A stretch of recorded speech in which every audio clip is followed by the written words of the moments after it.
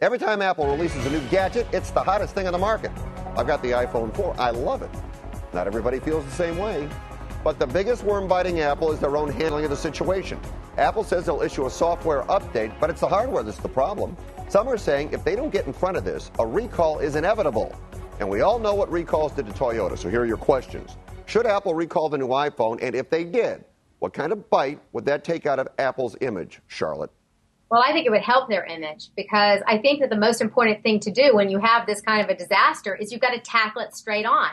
And they should learn their lesson from Toyota, who had to recall all the vehicles and who wanted to sweep it under the rug. They should look at BP and Obama and how they didn't tackle it straight on. Obama wanted to sweep it under the rug and not look at it, and now his poll ratings have gone down. Or any politician from the past who's lied and tried to cover up. It doesn't work. Their image is the most important thing. And if they continue to just kind of string everybody along and not make the consumer whole, their image is going to be hurt. Plus, they're going to end up with a class action suit. And in the long run, it's going to be a disaster for them. So they need to say, this is our mission. We're going to make everybody whole. We're going to take care of this. And they have money in the bank. They're a very solvent company, and people know that. So they have the money to take care of this problem. Well, David, here's the issue, though. I mean, if you're Apple and you control the marketplace and you're always on the cutting edge of technology, do you say, hey, you know what? It works just fine. We've tested it. You live with it. Case closed. Yeah, but you know what? Everyone who has one knows that's not the case. And that's the whole problem, is part of Apple's cachet is the cool, hip, techie factor. And these people are very technologically savvy. You can't tell them it works when it doesn't work because they know it doesn't work. So I actually agree with Charlotte. This is one of those things where PR 101, you got to hit the problem head on. And if they don't, they're just going to tick off their consumers who are tech savvy and who like to have the cool gadget that works. So what are you suggesting? They do not like to have a $400 gadget that doesn't work well. All right, let me ask you. So are you suggesting Apple come out and say, look, we know there's a problem. The antenna is not in the proper place. People are dropping calls. Therefore, we're producing new ones. The antenna will be in the correct place. Everybody bring it back, and we'll give you a new one. Yes. That's exactly what I'm suggesting. Yes, I agree with Charlotte. I mean, because if you keep trying to sweep it under the carpet, it's just going to get worse. It's like the stink in the litter box. You got to get it out of there, okay? You know, you can't keep covering it up. It's not going to work. Well, we'll see what Apple does, because they've got a problem on their hands. Now, for the last 2 days on every talk show, Mel Gibson.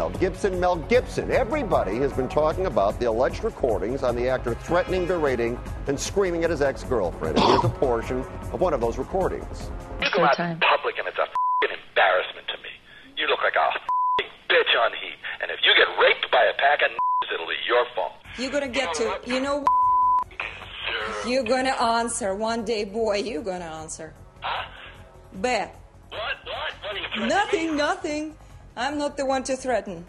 I'm threatening. I'll put you in a rose garden, you. You understand that? Because I'm capable of it. You understand that? Get a training order. The third tape was released this morning. Gibson's been called a racist before, and he'll probably never escape that title after this. But over the last 2 days on The View, friend and fellow actor Whoopi Goldberg came to his defense. I don't like what he did here, but I know Mel, and I know he's not a racist. Oh, really? Yeah, I do. He may be a bonehead. Well, that language certainly sounded racist to me. Well, again, I have had a long friendship with Mel. I just want to clear the point that I want to make out. Let me finish this, please. Is that you can say he's being an bonehead, but I can't sit and say that he's a racist, having spent time with him in my house with my kids. I can't say it. Whoopi says he's not a racist after repeated incidents and after these alleged recordings. Does Mel Gibson deserve a chance to earn forgiveness from the public, or has he simply gone too far? David. Well, you know, has he gone too far? I think time remains to be seen on that. I mean, I think it really depends. His image and his success in rehab is really going to depend entirely on whether or not he's charged criminally. I mean, that's just going to be the final death knell, I think, in his coffin, is if he's charged. But, you know, the whole Whoopi thing is intriguing to me because, okay, she's black. She's his friend. I'm not his friend. So, you know, on the one hand, you got to say, well, I mean, she knows him. So you got to kind of take her on her word on that. But I guess what I kind of wonder about this is, well, then what exactly is the definition of racism? You can be nice to black people, but you can call them names that they find offensive. And I'm sorry, I think that's racist. So, you know, I don't know, maybe Whoopi and I just have a different opinion on what racism is. But she's got a tough sell on this one because, you listen to those tapes and he takes out everybody. Yep. You know, he really does, and he's done this before. Charlotte, what do you think? Well, I disagree with what you said about that would be the nail in his coffin if he's indicted criminally, because Tom Sizemore is an actor who's been convicted of domestic violence, and he's done 52 roles since then. I think that how many of them were big? Well, I mean, I don't know, but I will say that our country is very forgiving, and I think there are some people that are going to boycott his films in the future, and maybe a lot of people will. It's very hard to know, but some people now, it depends on where your line is. If you feel this is racist, which to me it is racist, but sometimes people are not really racist, but they talk in this sort of a way, and that's probably what Whoopi is trying to say. Well, are you saying that he's speaking in non-politically correct terms, but not racist? Yeah, I suppose I would say that. I would say that I've known people who are not racist, in my opinion, as people, but they are very lax in their language. They say things that they're not really careful about what they say when they're private, and it would sound racist to someone who didn't know them. And I think that's what Whoopi is trying to say.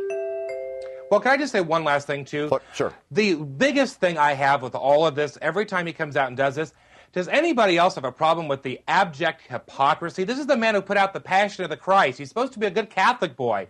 And every time he opens his mouth when he's ticked, he says this amazing stuff. It's like, dude, these two do not jive.